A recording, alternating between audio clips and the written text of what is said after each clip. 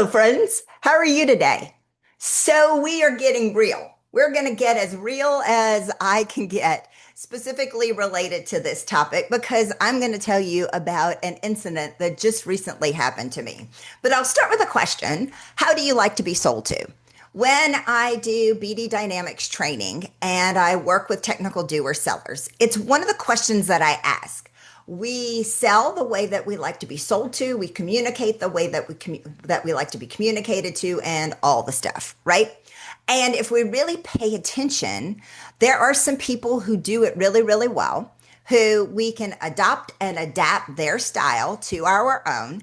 And there are people who are some of the worst salespeople out there, and we definitely don't want to be them. And here's the story. So just recently, I was in the market to make a large purchase. And I had familiarity with this particular salesperson. And let's just say that he's an emerging leader in his field. And for me, my husband always says, I am a salesperson's nightmare because I know what it takes to be a really good salesperson in terms of follow up, in terms of listening, in terms of not over promising and under delivering, and ensuring that expectations are always met. It's a bonus point if you put it in writing also, right? And so I am of a generation that I expect to see things in writing and not just promises, because I will write it down. If you're talking to me and I'm not getting anything in writing, I'm taking notes and I'm writing it down so I can prove it to you later. So for me, when a sale goes wrong, as this sale really went wrong, the salesperson did not follow up in writing. The salesperson made promises that later, when it came to the terms, and I'm about to sign on the dotted line, all the terms had changed. And then I said, you changed the terms. This is not what we agreed to.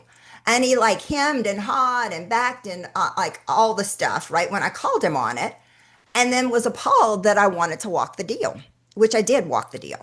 I did not move forward with that purchase. And now his general manager's involved in all the stuff, right? I don't like that. It could have all been resolved if he would have just put it in writing to begin with. Take the extra effort.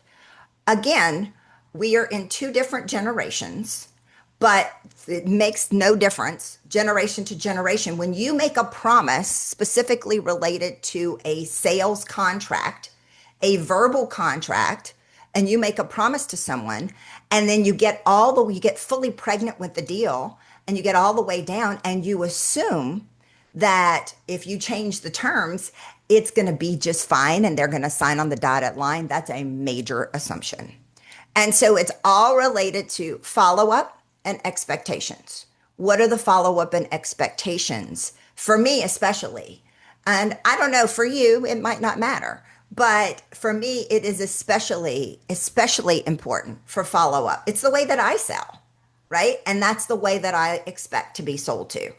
So it's not being a jerk. It's not being anything else. It's just setting myself apart from anyone else. And it's a teachable moment for this young gentleman, because I will give feedback very kindly to his general manager about expectations for working with professionals, especially professionals in their 50s, and how we expect for follow-up to be managed. What about you? What are some of the things that you are known for, specifically related to the way that you cultivate, advance, and nurture your client relationships that you do really, really well, that maybe you've adopted and adapted from some role model specific to business development, that as a doer seller that you had the opportunity to be mentored or shadowed somewhere along the way in your career? As you can tell, I'm talking off myself off the ledge. As you can tell, it's a subject that I am extremely passionate about. And if you want to talk a little bit about this or really anything else related to business development, don't hesitate to reach out. I will see you soon.